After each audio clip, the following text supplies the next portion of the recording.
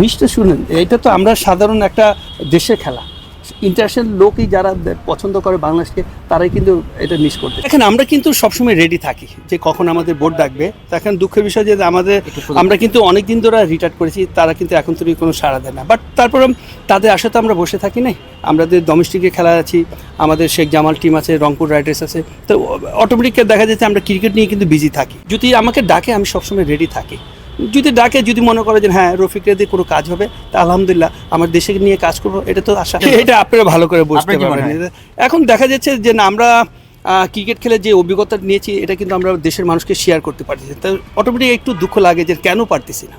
যে day by day improve, কোচিংয়ের জায়গাটা ইমপ্রুভ হচ্ছে, তা আমি মনে করি এটা ভালো, এটা অটোমেটিক ভালো। যে এখন দেখা যাচ্ছে সালাদুই যাচ্ছে কোচের সাথে, আলহামদুলিল্লাহ দেখা যাচ্ছে রেজাল্ট ভালো হলে দেখা যায় ভালো হবে।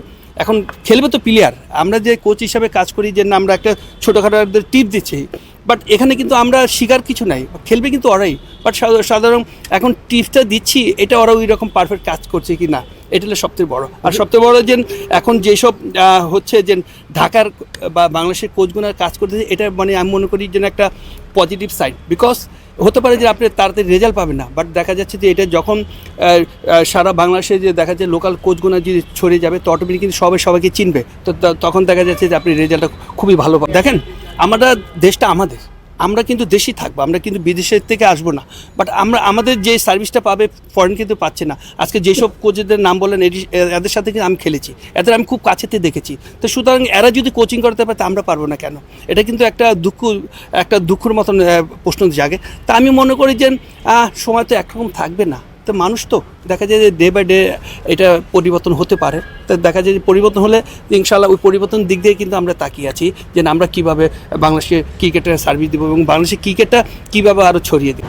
আলহামদুলিল্লাহ, দেখেন এটা তো বাংলাদেশ দেশের থেকে একটা টিম যাচ্ছে, তো অটোমেটিক যে আমি থ্যাংক ইউ দিব যে আমার ম্যানেজমেন্টে যে বাংলাদেশের জার্সিটা ফলো করেছে। তো এটা কিন্তু সারা দুনিয়া একটা তুলে ধরা যে বাংলাদেশ থেকে একটা টিম যাচ্ছে। টোয়েন্টি খেলা এরকম একটা জিনিস, আর ওয়েস্ট ইন্ডিজের সাথে খেলা, ওয়েস্ট ইন্ডিজ দেশ মাঠে, তা ওদের সাথে কিন্তু সত্যি কথা কি ওয়ার্ল্ডের কোনো দেশের মতন ক্রিকেট পারবে না।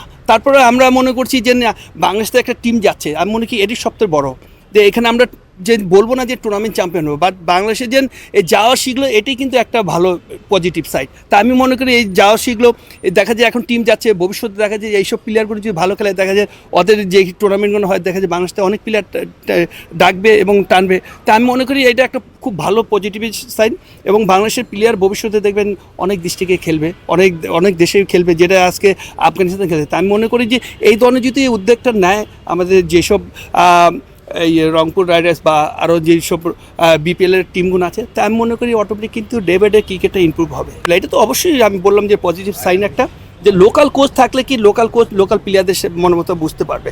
একটা ফরেন কোচ দেখেন, যেটা আপনি বললেন যে ফরেন কোচ একটা সময় নিয়ে আসে, আবার সময় নিয়ে চলে যায়, কিন্তু আমরা কিন্তু কোথাও যাবো না, আমরা কিন্তু সারা বছর ওকে নিয়ে থাকবো বা ওকে নিয়ে কাজ করবো। তাহলে দেখা যায় যে ওর যে সমস্যাটা আমরা খুব তাড়াতাড়ি দূর করতে। এখন অনেক প্লেয়ার যোগাযোগ করে, অনেক প্লেয়ার বলে যে রবি আমি এটা সমস্যা হতে, ওদের আমি বলি যতটুকু পারি আমি বলি। তা আমার কথা হলো যে শিকার তো কোনো শেষ নাই, তো যত আপনি এটা নিয়ে লাড়াচাড়া করবেন তত আপনি কিছু শিখতে পারবেন।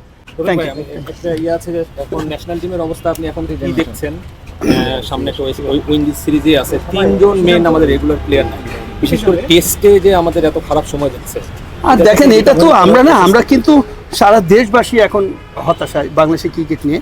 তাই এটা হতে পারে যে সমস্যাটা হচ্ছে, বাট আবার দেখা যায় একসঙ্গে কেটে যাবে। তা আমি মনে করি যে কোনো জিনিসটা আপনি একটা ধৈর্য দরকার এবং হতে পারে। বাট তারপর আমি বলবো যে বাংলাদেশ এখন যে পর্যায়ে আছে, এত খারাপ খেলা উচিত ছিল না যে প্লেয়ার হিসাবে। তা আমি মনে করি যে এটা খুব তাড়াতাড়ি কাম ব্যাক করবে। বাট আপনি যে 3টা প্লেয়ারে আপনি বলতেছেন, এই 3টা প্লেয়ারের যদি আপনি চিন্তা ভাবনা, সত্যি কথা কি বাংলাদেশ ওই জায়গাটা পূরণ করার মতন প্লেয়ার নেই। তারপর যদি হতে পারে যে না, আবার দেখা যায় বেটার খেলতেও পারে, তো এটা আপনি এখন বলে পারবেন না। আপনি আমার বোধ হয় যে খেলাটা স্টার্ট হলে আপনি বুঝতে পারবেন যে আমার সাথে আপনার সাথে কতটুকু কম্পিটিশন ছিল। আর দেখেন আমরা তো একসাথে খেলেছি, একসাথে বড় হয়েছি, বা আশরাফুলকে আমি খুব কাছে থেকে দেখেছি, তো এখন একসাথে কাজ করতেছি। ইনশাল্লাহ আমরা দেশকে যত না দিয়েছি, যদি আমরা এই কোচিং সেন্টারে যদি আমরা কাজ করি একসাথে, তো ইনশাল্লাহ দেখা যায় যে আমরা অনেক কিছু দিতে পারবো।